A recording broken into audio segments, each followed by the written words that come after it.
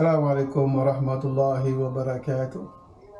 Pada kesempatan kali ini, ada 3 perkara yang ingin saya sharekan atau kongsikan. 2 perkara yang serius, 1 perkara yang tak serius. Yang pertama sekali adalah tentang terima kasih. Terima kasih ini merupakan 2 kalimat yang sangat mudah. 2 kalimat saja. Dalam masa 2 saat, kita dah boleh melafazkan kalimat terima kasih. Tapi masalahnya, ramai di kalangan manusia sangat berat untuk mengucapkan terima kasih. Padahal terima kasih ini merupakan sesuatu perkataan dan lafaz yang turut diajarkan di dalam agama kita ini. Allah Subhanahu wa ta'ala telah menegaskan di dalam kitabnya, hablum minallah wa hablum minan nas. Maksudnya naklah kita pelihara hubungan kita dengan Allah dan juga hubungan kita dengan sesama manusia. Ya Allah SWT sendiri mahukan. Bukan sebagai orang Islam, sebagai orang beriman, kita jaga hubungan kita dengan Allah, jaga ibadah kita dan jaga amalan kita. Tapi kita anggap hubungan kita sesama manusia itu perkara yang small matter, tak perlu. Yang penting kita beriman, yang penting kita ada amal. Tidak. Allah Subhanahu wa ta'ala menggandingkan hablum minallah wa hablum minan nas dalam satu ayat. Itu menunjukkan pentingnya kita berhubung dengan Allah, dan begitu pun pentingnya kita berhubung dengan sesama manusia. Jadi itulah sebabnya kita sangat-sangat digalakkan memperbanyakkan mengucapkan terima kasih kepada orang lain yang telah berbuat baik kepada kita, yang telah memberi kita sesuatu ke. Sebab terima kasih itu dapat mewujudkan banyak kebaikan dalam perhubungan kita antara sesama manusia. Terima kasih boleh menimbulkan kegembiraan, khususnya orang yang berbakti memberi kita sesuatu. Terima kasih merupakan sebagai tanda penghargaan. Memang manusia suka dihargai. Ramai manusia akan menjadi kecewa, sedih bila mana usahanya tak dihargai. Itu semua dipandang serius oleh Allah Subhanahu wa ta'ala.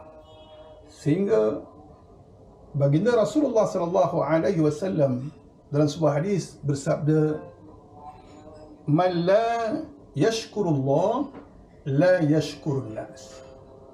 Dalam riwayat yang lain pula dikatakan, man la yashkurun nas la yashkurullah.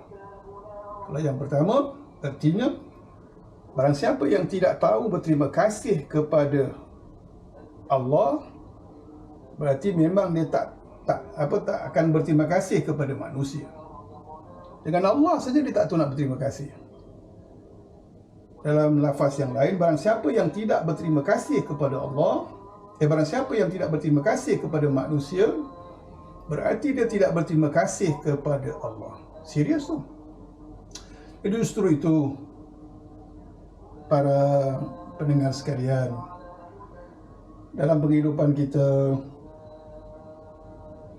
amalkan apa-apa saja yang diajarkan di dalam agama ini. InsyaAllah kita akan hidup bahagia, hidup gembira.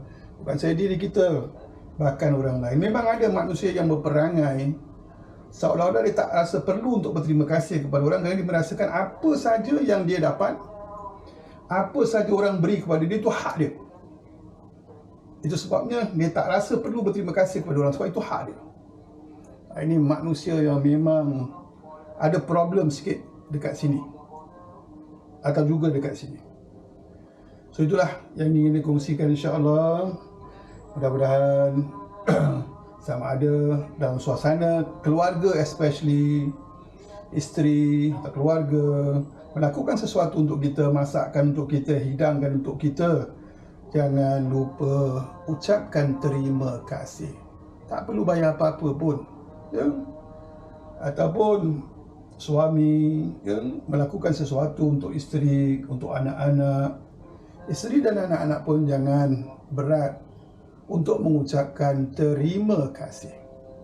Alhamdulillah, perkara ini memang saya amalkan di dalam keluarga saya, antara saya dengan isteri, isteri dengan saya dengan anak-anak, anak-anak dengan saya. Memang kita sentiasa menitik beratkan soal berterima kasih. Alhamdulillah, mungkin itulah antara sebab kita sentiasa dapat hidup dalam keharmonian. Itu satu perkara. Perkara kedua adalah tips untuk menghilangkan bau hanyir pada ikan. Kemarin telah ditunjukkan salah satu caranya bila mana kita nak hilangkan bau hanyir ikan, kita buat apa?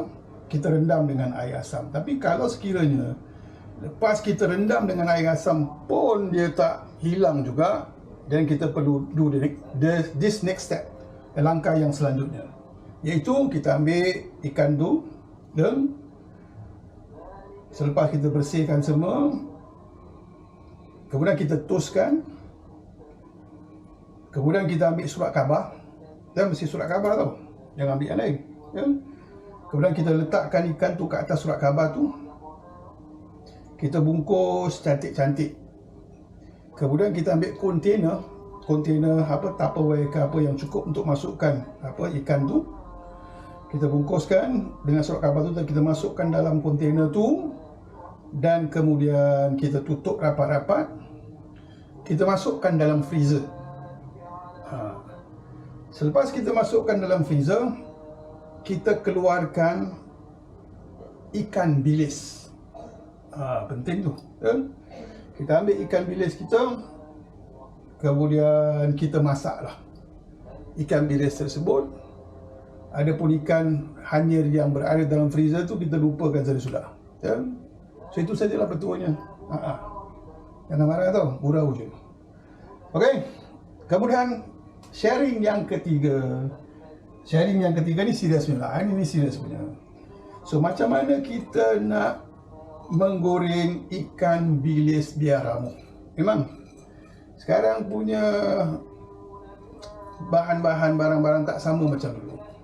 Dan sekarang banyak ikan bilis yang bila mana kita goreng dia jadi kenyal, liat, dan ada yang keras, terlalu keras. Jadi saya nak sharekan tips ni. Jangan lupa kalau dah tahu, sharekan juga pada yang lain.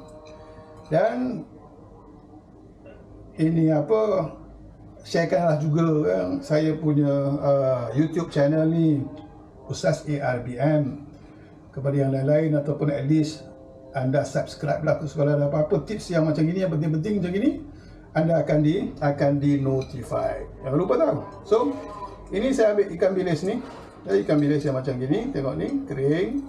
Selalu ikan bilis macam gini mereka telah jemurkan di luar, yang tempat terdedah. Ada macam-macam lah yang akan datang, entah lalatnya, entah anjingnya, entah apanya, macam-macam. Jadi agak kotor lah. So sebab tu jangan terus ambil ikan bilis macam ni kita goreng. Apa yang perlu kita buat, kita kena bersihkan. Kita kena bersihkan. Bersihkan berarti just lalukan air saja. Dan satu perkara lagi saya nak sebut tentang ikan bilis ni, memang ada di kalangan kononnya lah, ustaz lah, ustazah lah, konon haram lah kita makan ikan bilis. Haram. Ada pula kalau kata nak makan ikan bilis nak kena buang kepalanya, satu hal. Ada pula mengatakan kalau kita nak makan ikan bilis nak kena belah separuh, buang perutnya, ke dalam perutnya ada najis. Masya Allah. Nabi SAW mengatakan, ad-dinu yusrun wa la tu'assir. Agama ini mudah, jangan dipersulitkan. Ikut ajaran agama. Apa ajaran agama tentang ikan bilis? Ada tak? Ada. Ikan bilis ini merupakan binatang laut. Dan adapun tentang binatang laut ni, Nabi SAW bila mana ditanya tentang binatang laut, Nabi menjawabkan bahawa ia suci.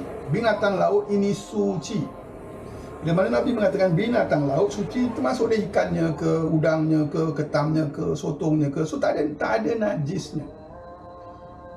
Cakap pasal najis ni, najis manusia confirm, beraknya, kencingnya najis. Najis binatang ada sebahagian ulama mengatakan ada sebahagian binatang yang kencing dan taiknya najis, dan ada sebahagian binatang yang kencing dan taiknya tidak najis. Yang confirm kencing dan taik binatang yang najis, itu binatang yang tak boleh kita makan. Ada pun binatang yang boleh makan seperti kambing, ayam, lembu dan yang sewaktu dengannya. Binatang darat yang boleh makan, ada sebagian ulama mengatakan kencing najisnya tak najis sebab ada satu ketika Nabi SAW memerintahkan kepada beberapa orang sahabat untuk minum air kencing unta. Atas dasar itu, sebagai ulama mengatakan kerana unta ni binatang yang boleh dimakan, sebab tu kencingnya pun tak najis. Lalu yang lain-lain, kambing, lembu, ayam, itu semua binatang yang boleh dimakan, binatang ternak yang boleh dimakan.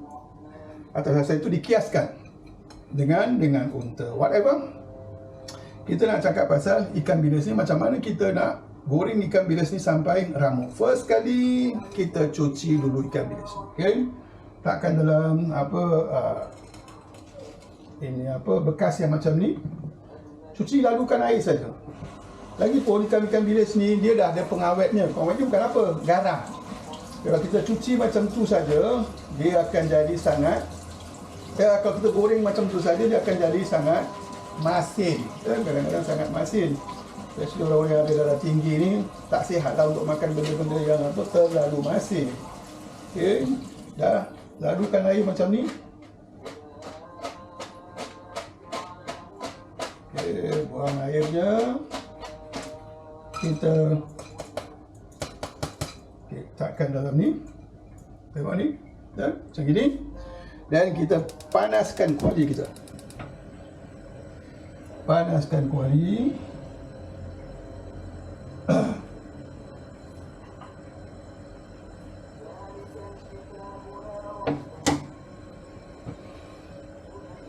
InsyaAllah bila mana kuali kita dah panas, kita sangai dulu ikan bilis ni untuk keringkan air dia. Kalau kita masuk macam tu dalam minyak, pasti ikan bilis kita akan jadi kenyal. Akan jadi kenyal dan tak garing. So minyak dah panas, minyak pula. Tak ada minyak ni, tak ada minyak. Kosong minyak, kuali dah panas, kita sangai dulu. Okay. Kita sangaikan dulu sampai kering airnya.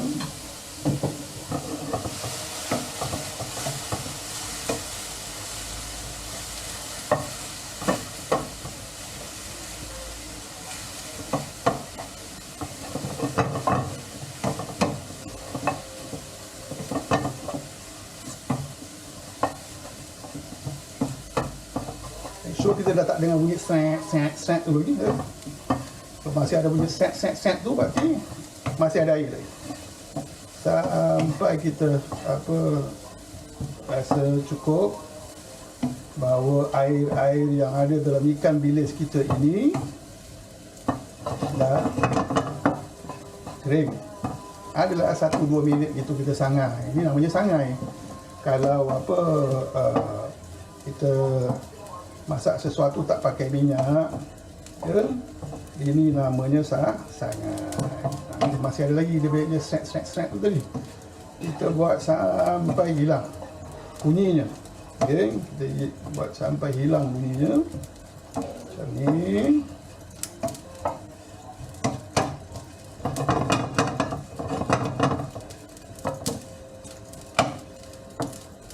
Okay, agak-agak ikan bilis kita ni sudah kering. Kecilkan api. Okay. Kecilkan api.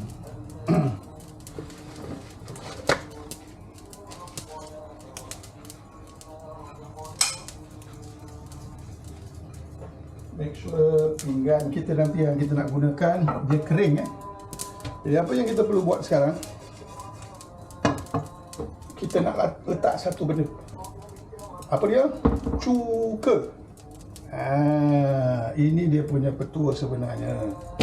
Cuka boleh meramuhkan, tapi dengan syarat kita nak buat macam tadi, cuci, keringkan. Okey, letak lebih kurang 1 ataupun 2 sudu makan gitulah. Okey, gaulkan cuka kita ni sampai kering.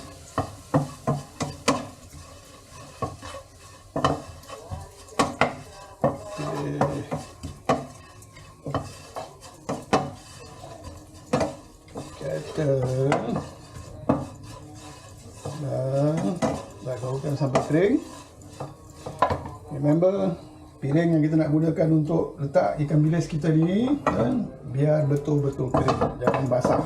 Kita keluarkan dulu. Kita keluarkan, dan baru kita letak minyak untuk goreng.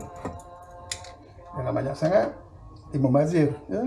Unless kalau kita ada masakan-masakan yang lain, kita boleh taruh minyak, lepas tu minyak tu kita boleh gunakan untuk yang masakan yang lain. Kalau tak ada, kalau setakat lepas tu kita nak buang minyak, sayang lah kan, membazir. Tapi pun sekarang minyak ni semua bukan murah.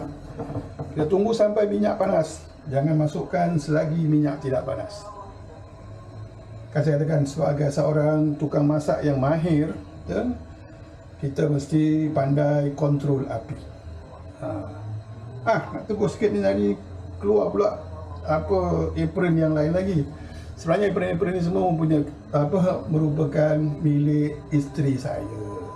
Jadi bila mana saya nak pakai ni, isteri kata, abang tak sesuai lah pakai apron perempuan, nanti orang kata apa ke nanti. Saya kata tak apalah, selagi ada pakai dulu. Memanglah ada ura-ura nak beli apron. Jadi buat sementara ni pakai apa yang ada lah. Macam itulah seharusnya kita, jangan terlalu cerewet. Dan kalau betul-betul tak ada, apa nak kata. Tapi apa yang ada itu kita gunakan dulu. Bila mana minyak dah agak panas, api disedangkan. Jangan terlalu kecil, jangan terlalu besar. Dan masukkan ikan bilis kita. Dan kacau-kacau. Kena rajin kacau-kacau ikan bilis itu.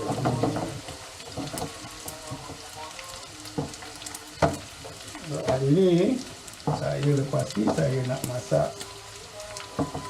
simple saja untuk keluarga. Ini pun request daripada keluarga, iaitu telur kicap. Telur kicap yang ada bawangnya, bawang besarnya, bawang putihnya. Pada masukkan kicap, tumis, taruhkan sedikit oyster sauce. Itu semua sebelumnya kita dah goreng telur dululah. Berapa biji keluarga ada, kalau ada 3, gorenglah 3 biji. Letaklah ekstra 1, 4. Mana tahu siapa nak nambah ke. Kalau 4 orang, goreng 5 biji. Telur orang nak mata lembu lah, mata kerbau lah, macam-macam mata. Jangan mata-mata dah. Jadi insyaAllah itulah saya nak buat. Ikan bilis nak buat apa? Ikan bilis ni kita nak tabur atas. Kita nak tabur atas. Jadi bila mana makan tu biar ramu kerok-kerak mesti nak ada. Kalau tak ada tu, makan ikan bilis kerok-kerak tak ada, lagi-lagi kena macam kita ni, macam ini. Makan benda-benda yang liat, makan benda-benda yang tidak garing, susah juga bagi kita. Hilang dia punya nikmat. Kadang-kadang bukan hilang nikmat aja, timbul naik darah pula. Lagi-lagi kalau masa makanan kita beli punya nasi lemak ke apa, kena ikan bilis masa liat, ataupun terlalu keras, nak punya pun susah. Jadi gorengnya nak mesti api kecil, api sedang kecil pun tidak, sedang, nak mesti sampai dia betul-betul brownish. Ini belum lagi, ini belum kurang brown. kurang garing, kurang garing dia, kalau kurang kita goreng dengan betul, dia akan jadi kurang garing. Dan ikan bilis ni nak kena tunggu sekejap, dan kalau kita lepas kita goreng tu nak kena tunggu sekejap kan, dia sebab 5 minit baru dia akan jadi garing. Kalau makan itu jam memang taklah rasa garing. Rasanya dah boleh, dan kita tekan. Jangan angus pula, angus jadi pahit ikan bilis. Okey, kita letakkan ikan bilis kita.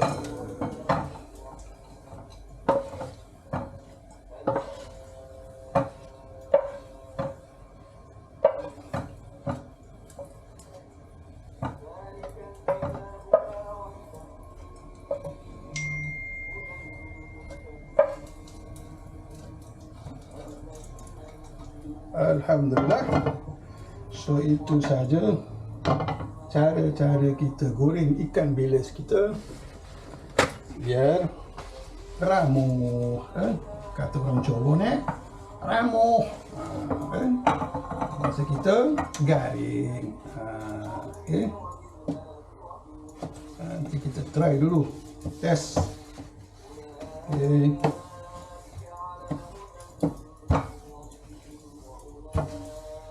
So bila mana macam gini, kita masukkan ikan bilis ni macam-macam.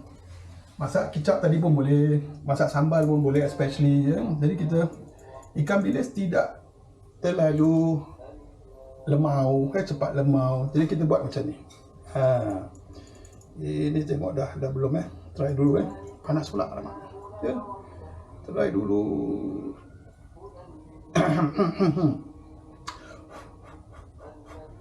Try. Mana dia minum amor dia.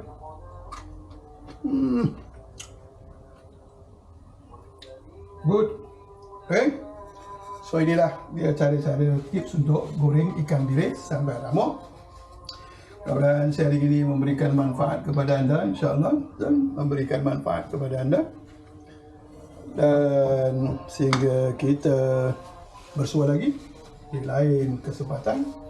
Sekian, wassalamualaikum warahmatullahi wabarakatuh. Jangan lupa subscribe channel YouTube channel saya, Ustaz ARBM. Terima kasih.